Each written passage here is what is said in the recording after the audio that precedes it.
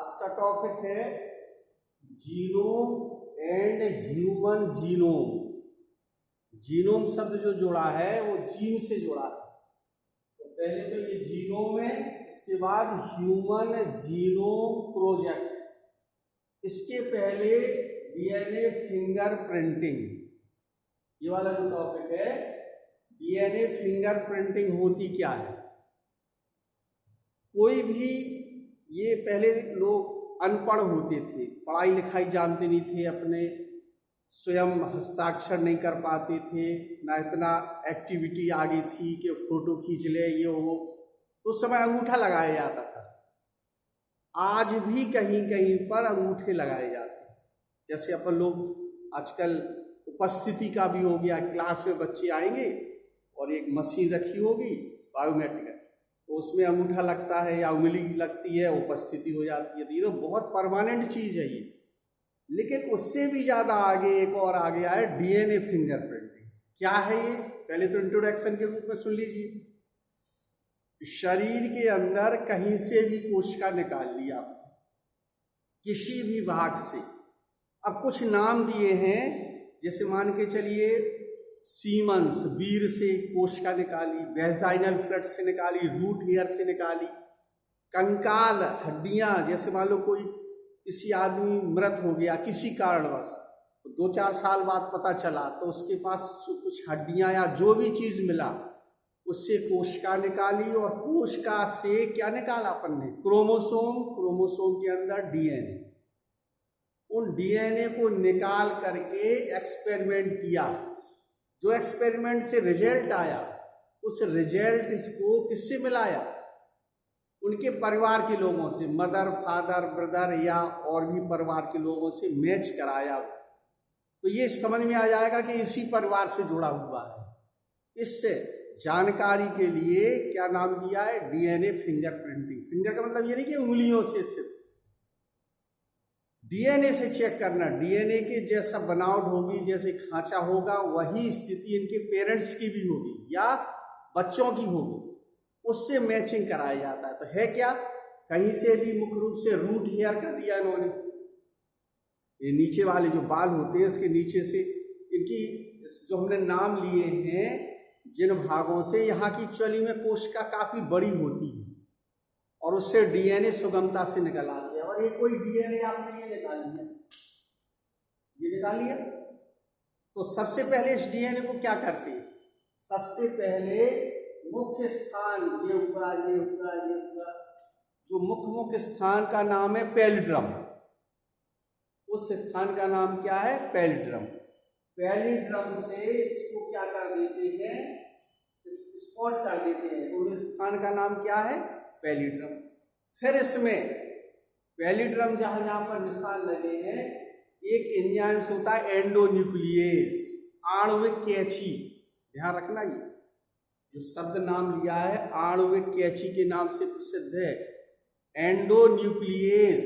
Enzymes वहीं पर लगा दिया जहां जहां पर पैलिड्रम स्थान है, मुख्य स्थान पर पैलिड्रम है कहीं पे भी, वहीं पर क्या लगा दिया इन्होंने, एंजाइम्स। कौन सा, एंडोन्यूक्लियस। लगा करके जैसी लगाया तो वो टुकड़ों में टूट जाता है। बात समझ आ गई, कई टुकड़ों में एक डीएनए कई टुकड़ों में टूट जाता। ये सारे टुकड़े ऐसे हो गए, कोई छोटा कोई बड़ा, ये कर लिया, कल्चर कर लिया इन टुकड़ों को सभी को। जब इन टुकड़ों को कल्चर कर लिया तो फिर क्या किया, एक सॉल्यूशन में डाला। सॉल्यूशन में डालने से क्या हो जाता है, केमिकल का सॉल्यूशन होता है, बड़े टुकड़े अलग हो जाएंगे, छोटे टुकड़े अलग हो जाएंगे। छोटे टुकड़े और बड़े टुकड़े में डिफरेंस होता है, बड़ों को हटा दिया। जब बड़ों को हटा दिया तो छोटे बचे, फिर इनको क्या करते हैं, इलेक्ट्रिक करंट दिया जाता है। फिर इसके बाद इनको जो पहला है एंडोन्यूक्लियस से क्या हो जाता है, इसको छोटे छोटे टुकड़े, इसको बोलते हैं छोटे छोटे टुकड़े बटने को इलेक्ट्रोफोरेसिस कहते हैं। फिर क्या करते हैं ये लोग, इन टुकड़ों को, छोटे छोटे टुकड़ों को एक तरल पदार्थ नाइट्रोसेल्यूलोज ब्लेंडिंग विधि, ब्लेंडिंग टेक्निक द्वारा स्थानांतरित करके रात भर के लिए उनको छोड़ देते हैं। डीएनए के सेगमेंट उससे क्या हो जाते हैं, फूल जाते हैं। कुल मिला के उनको एक सॉल्यूशन में डाल दिया, सॉल्यूशन से क्या हुआ, बड़े अलग हो गए, छोटे अलग हो गए, छोटों को लेकर के इनको रख करके करंट दिया। करंट देने से, जब करंट दे दिया, एक्टिव हो गए वो, तो करंट देने से फिर उनको निकाल करके कि उस पर ले गए फिल्म पर, यहाँ पर रेस किरणों, यानी एक जो होता ना पर्दा पर ले गए और देखा जब इलेक्ट्रॉन माइक्रोस्कोप से, तो उसमें दो प्रकार की पट्टियां दिखाई दी, एक डार्क कलर की, एक लाइट कलर की। तो लाइट कलर से मतलब नहीं है, जो डार्क कलर की दिखाई दे रही है उसमें डीएनए के कुछ ऐसे स्पॉट दिखाई देते हैं जो केवल उसी में पाए जाते हैं। उन स्पॉट को देख करके डार्क वाले बैंड को उनके पेरेंट्स से, माता पिता या किसी परिवार के सदस्यों से मैच किया जाता है। उस मैचिंग से पता चल जाता है कि ये इसी परिवार का सदस्य या नहीं।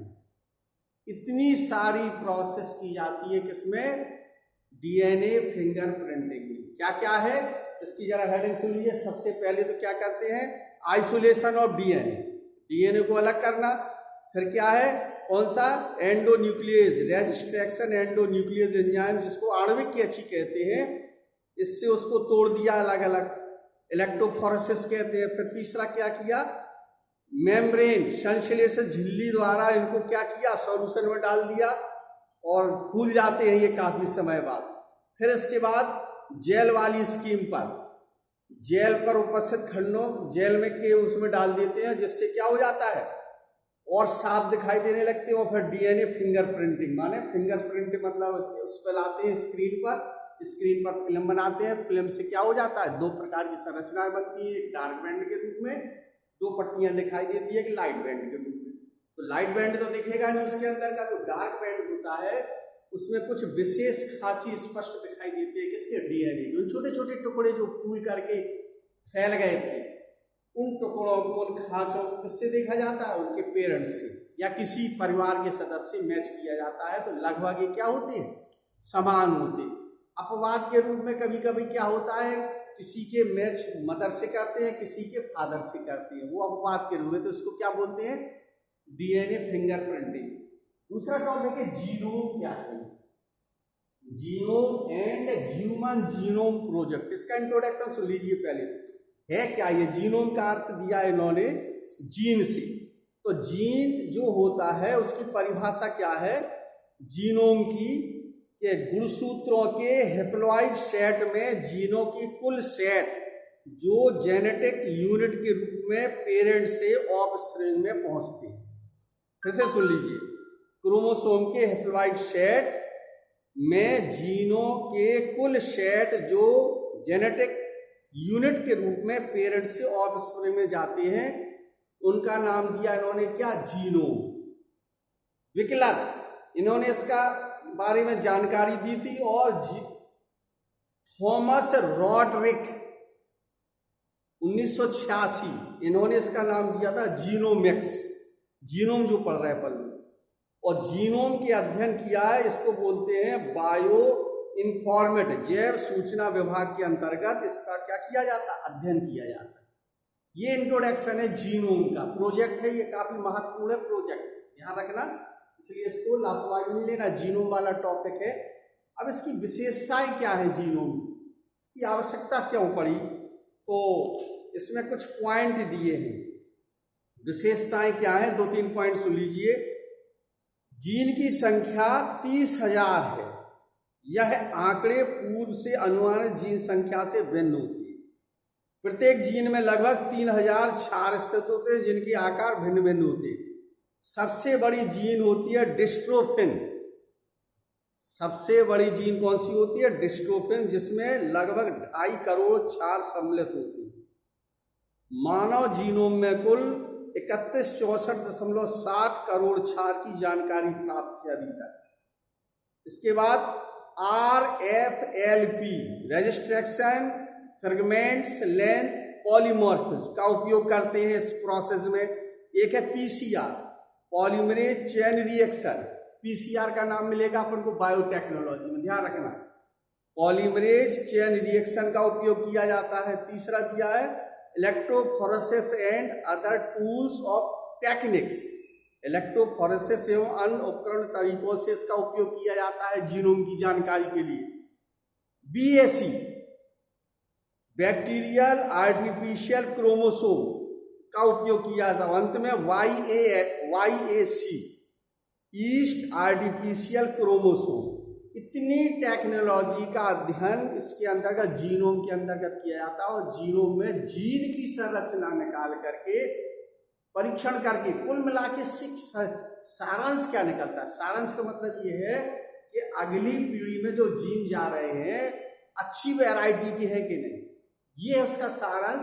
यानी जो नई जनरेशन बन रही है पेरेंट्स ऑफ स्प्रिंग में, अगर आपको ये पहचान हो गई है कि अच्छी वैरायटी के जीन है तो वो उसको अगली जनरेशन में जाने देंगे, अन्यथा रोक देंगे।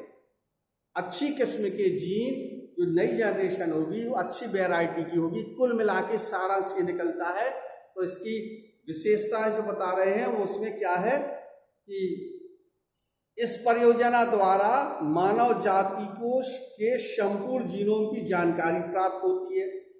इसके द्वारा नए नए प्रोटीन का फॉर्मेशन होता है जो मानव शरीर के लिए उपयोग होता है।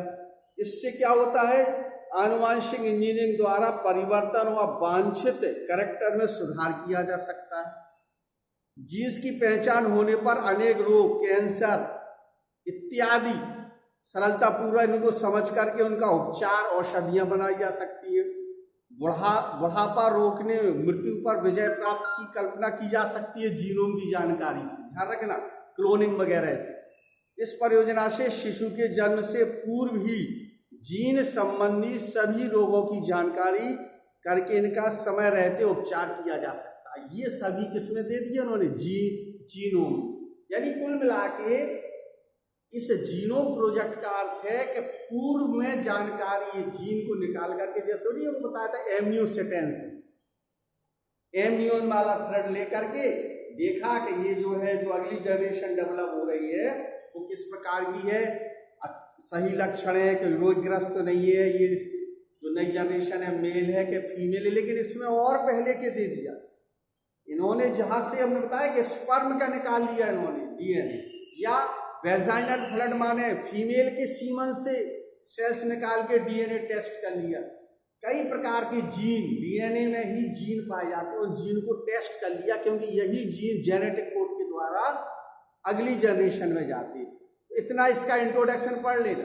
इंट्रोडक्शन के बाद ये जो है, ये जो हमने उद्देश्य बताए, विशेषता बताई और इतनी विधियों द्वारा टेक्नोलॉजी और आगे है क्या, इस जीनोम प्रोजेक्ट से क्या क्या हम कर सकते हैं, इसको फिर से सुन लीजिए इसको।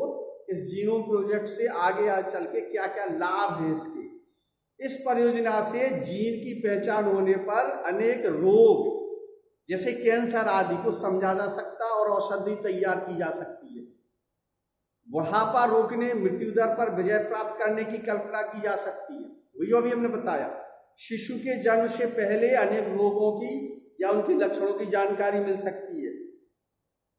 जीन को आनुवांशिक इंजीनियरिंग द्वारा परिवर्तित करके अच्छे गुणों को डाला जा सकता है। और लास्ट पॉइंट दिया है, मानव जाति के संपूर्ण जीनोम की जानकारी प्राप्त हो जाती है इस प्रोजेक्ट से। कौन से प्रोजेक्ट से?